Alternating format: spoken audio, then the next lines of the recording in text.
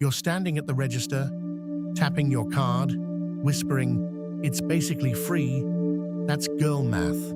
The real psychology bias behind the joke you've been laughing at. Here's what nobody tells you about that whisper. "It's basically free" isn't a lie you're telling the cashier. It's a story your brain is telling you, and it believes it completely. The dress was on sale, so you saved. The coffee came off a gift card, so it cost nothing. The refund from last week felt like money falling out of the sky. But your bank doesn't know any of that. Your account holds one number, and that number just went down by the same amount, no matter what story came attached.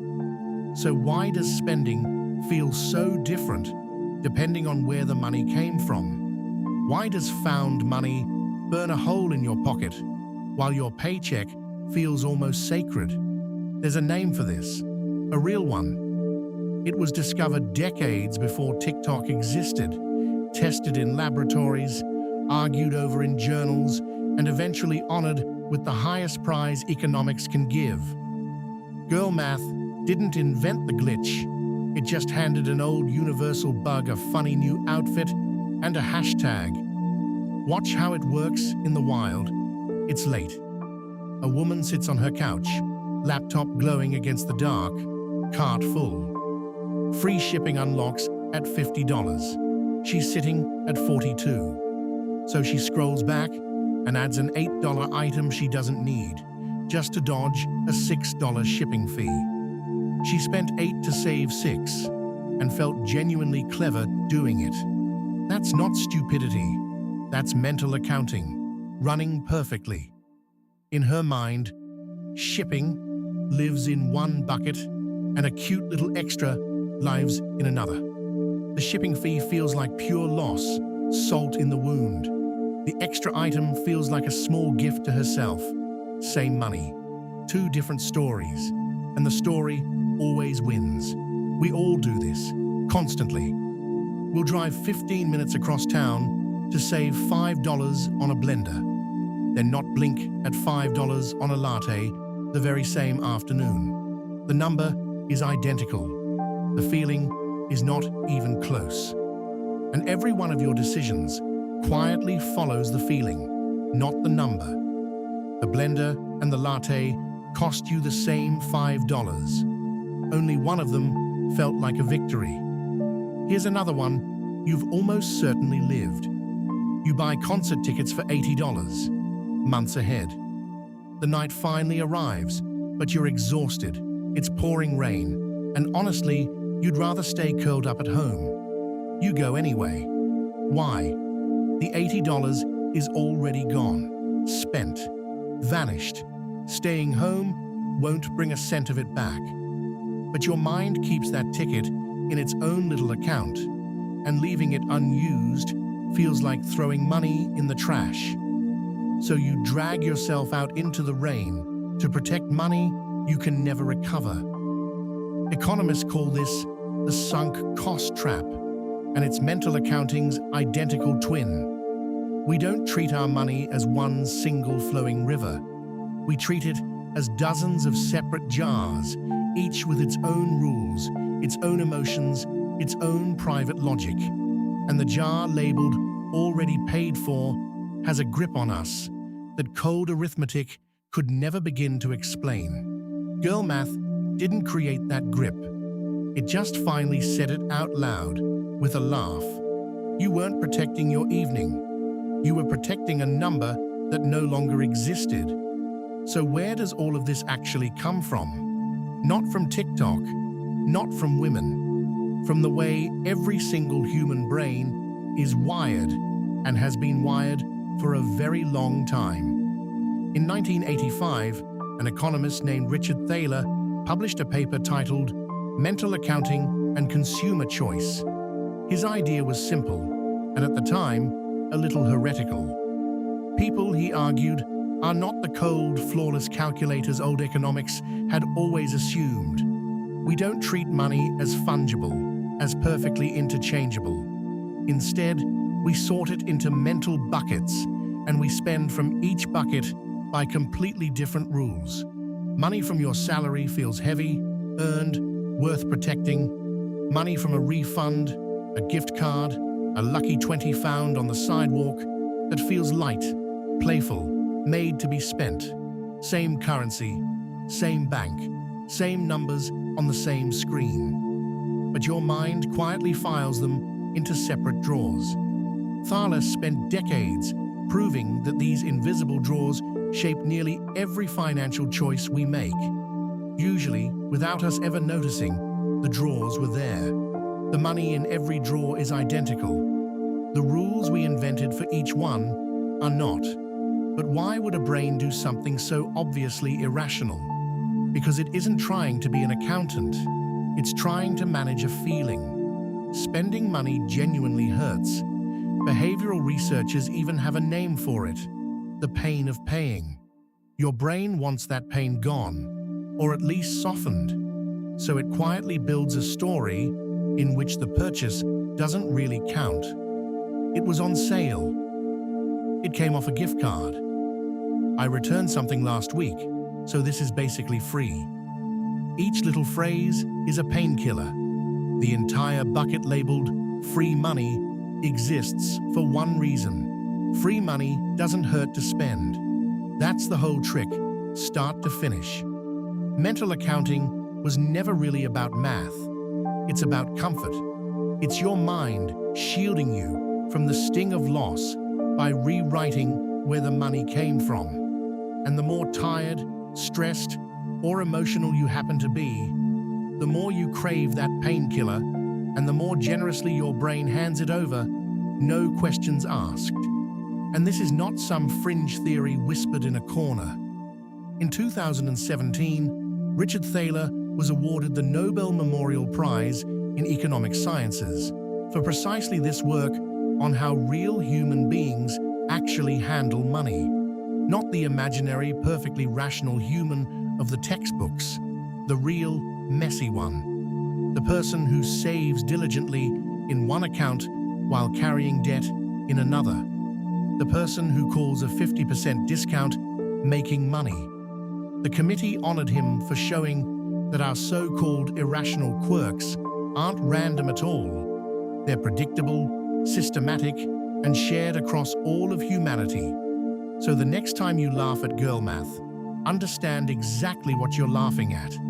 Not female logic, not a personality flaw. A Nobel-winning description of the human mind, dressed up in soft pink filters and a punchline. Men run the very same math every single day. They just call it pays for itself, or I've earned this one. Different accent. Identical arithmetic underneath. The bias doesn't care what gender you are. It only cares that spending hurts, and that a good story makes the hurt disappear. But here's the part the joke never mentions. This bias has a favorite time of day, and it is strongest at night. Think about when girl math actually happens for most people. The midnight cart, the 2 a.m., add to bag, the tired thumb scrolling after a long, draining day. That timing is not a coincidence. Self-control runs on a limited supply of energy, and by nightfall, the tank is nearly empty.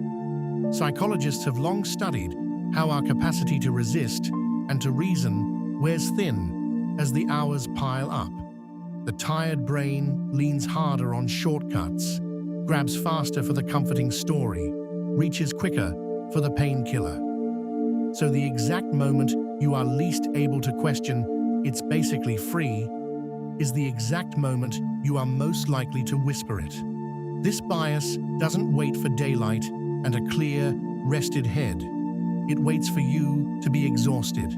That's when all the little jars in your mind quietly tip over and pour themselves out. Now, none of this makes you broke overnight. And that's exactly what makes it dangerous. Mental accounting almost never produces one giant, catastrophic purchase you could point to and regret. It produces 1,000 tiny ones, each perfectly justified in the moment, each completely invisible on its own. The $8 for free shipping, the free gift card coffee, the sale dress you saved $100 buying. Each one, individually, is harmless. Stacked together across months, they become a slow leak you never see, because every single drop came with a good excuse attached. And the real cost isn't even the money, it's the awareness. When every purchase arrives pre-wrapped in a comforting story, you slowly stop feeling your own spending at all. The buckets do the feeling for you, and a person who can no longer feel their own choices has no way to steer them. You're not out of control because you spend. You're out of control because the spending quietly stopped registering as spending. A leak you can hear, you fix. A leak you can't feel just keeps dripping. Now watch how someone with a steadier relationship to money sees that very same moment. It isn't that they possess some heroic, superhuman discipline. They simply refuse to let their mind open a second account. To them, a refund isn't found money.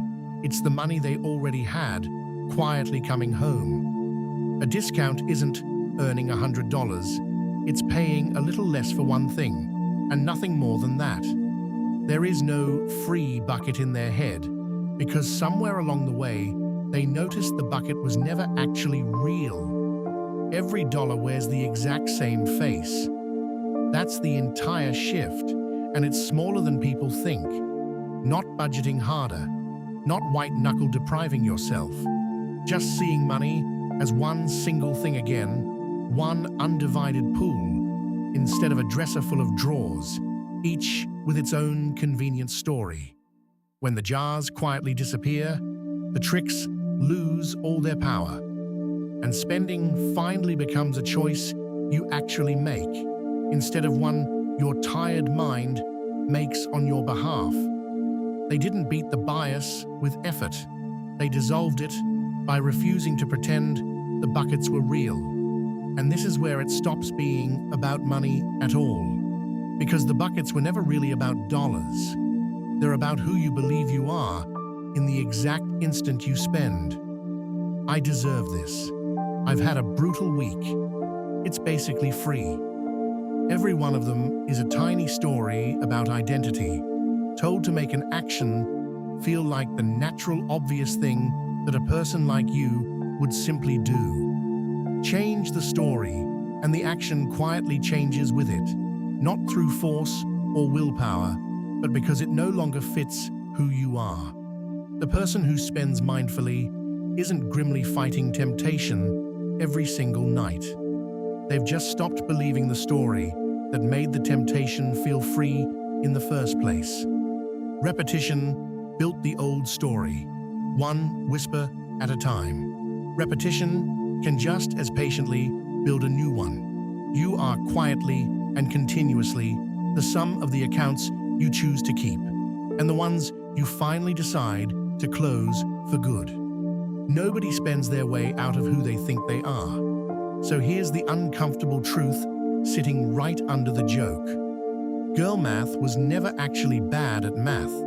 It's extraordinarily good at feelings. Every rationalization it produces is precise, elegant, emotionally flawless. That's the reason it's funny. We instantly recognize the craftsmanship because we've all built the very same excuse. But the exact same skill that builds a hilarious justification also builds an invisible habit. And habits never announce themselves. They just repeat, quietly, night after night, until one day they simply feel like who you are. The trend gave a universal human bias, a name, and a laugh. And honestly, that's genuinely useful. You truly cannot change a pattern you cannot see. But naming it is only ever the first step, not the last. The joke shows you the glitch, clear as day.